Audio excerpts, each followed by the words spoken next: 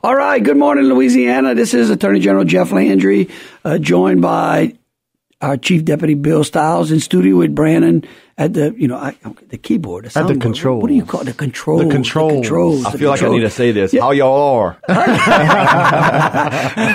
And, of course, we have great people calling in on the Hickson Has It hotline.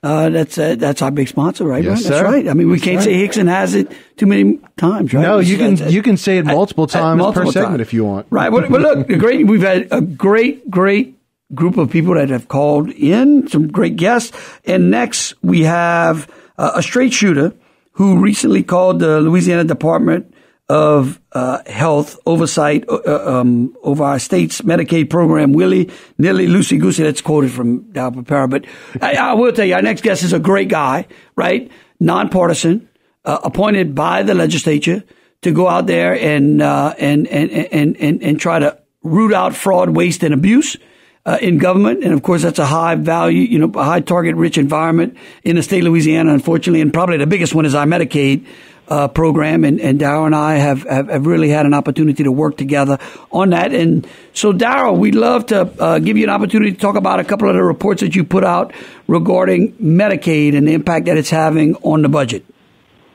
Well, good morning, General Landry and Bill, and look forward to the conversation.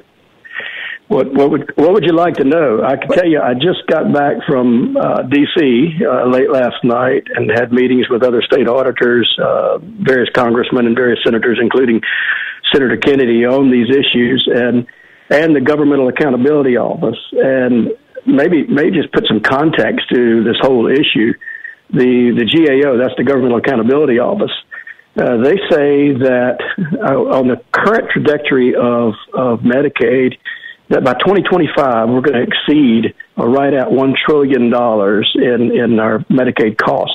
That is growing roughly at 6% per year. And one of the reasons that's so important is because our debt to GDP ratio has basically never been higher. Right after World War II, it was at 106%, the debt to GDP ratio, and they say that we're going to cross that path again in about 10 to 14 years. So it's a big issue. In the arena of improper payments, I don't want to say fraud, but fraud's part of the improper payments. But arena improper payments, the GAO estimates, and that the improper payments right now in Medicaid is a little over $50 billion per year, and that's grossly underestimated because of the way that the Center for Medicaid Services is calculating the improper payments on the managed care side of the Medicaid. Well, and my figures might be off to some degree, but I'm a FUCO unit who I know that works real closely with you guys. That's our Medicaid Fraud unit. If I'm not mistaken, Inspector General in some reports out of D.C., they believe that just fraud in the Medicaid system nationwide it could be as high as 20%, somewhere between 10 to 20%. So if you talk about a $1 trillion program, right? $1 trillion, it's a welfare program to give health insurance that people do not have to pay for. It's free.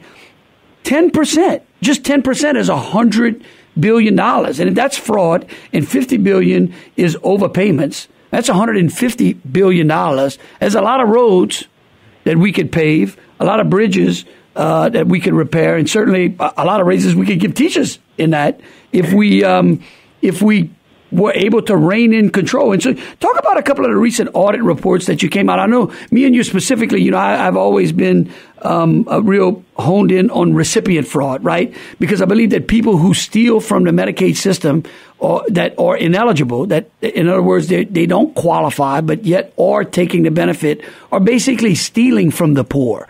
And I know that's a sore subject for you as well. You want to talk about it a little bit? Sure. Yeah, it is a little bit of a sore subject because it often gets the narrative gets messed up in that, we're kind of accused of a war against the poor. We're accused of trying to take benefits away from people who need the benefits. And I think nothing could be further from the truth on that. What we're trying to do is make sure the funds are there for those who need it.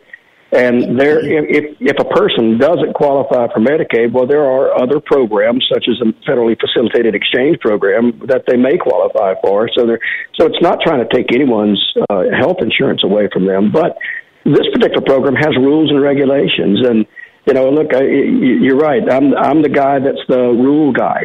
All I want to do is follow the rules. And if Congress or somebody else wants to change rules, well, they can do that. But until they do, we're gonna try to make sure the program follows the rules. So yes, in the arena of recipients, we issue reports showing that we had 13,000 individuals who had not had any service in over a 4-year period. So when we start diving into that, looking at, well, why would you not have any medical services in a 4-year period? And we found that over 400 of those individuals was because they didn't live in our state anymore and hadn't lived in our state in those 4 years. So we're still paying the premiums with our Louisiana dollars that's allocated to us. We're paying premiums for somebody who doesn't live in our state, and they're most likely in a Medicaid program in another state. And what was the average premium that the state pays? Well, it's roughly about $350 a month if you're not in the expansion population, and then it's somewhere in the neighborhood of $500 a month if you're in the expansion population. So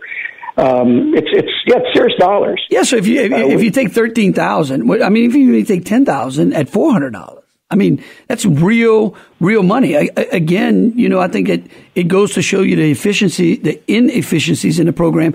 And of course, I know that this session you had a couple of different bills working with some of our great conservative legislators out there who are trying to rein in this spending. I think Representative Bacala was one of the sponsors of your bills, and they got out of the House. But then what happened to them?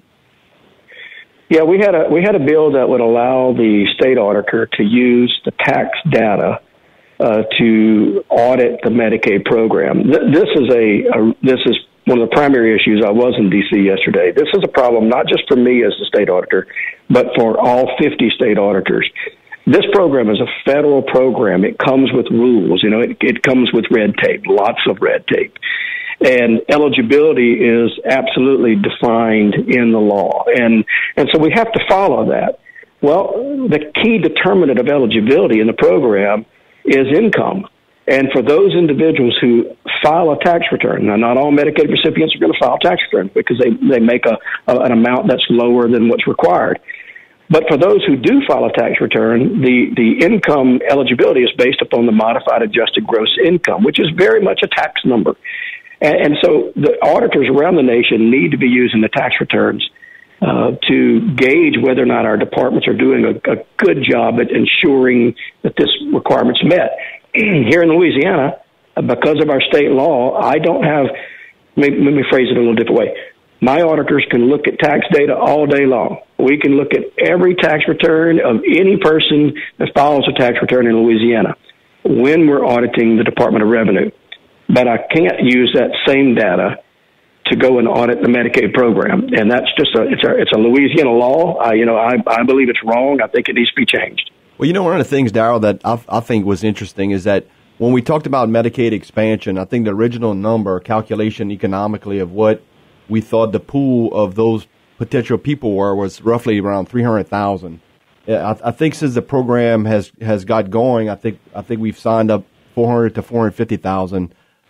Folks. I mean, there's a disparity of 100 to 150,000 folks in the program. Isn't that indicative? Yeah, and now, look, we appreciate it. We're coming up to the end of the segment. I can't thank you enough for making yourself available. I know you got plenty of information. We encourage people to follow you on your Twitter handle at LA Legis Auditor is the Twitter handle at LA LEGISAUDITOR. All right, great. Coming up next is Mick Mulvaney. Can't wait to have him on. He's Donald Trump's OMB director. Great guy from South Carolina. Looking forward to it. Right after the news.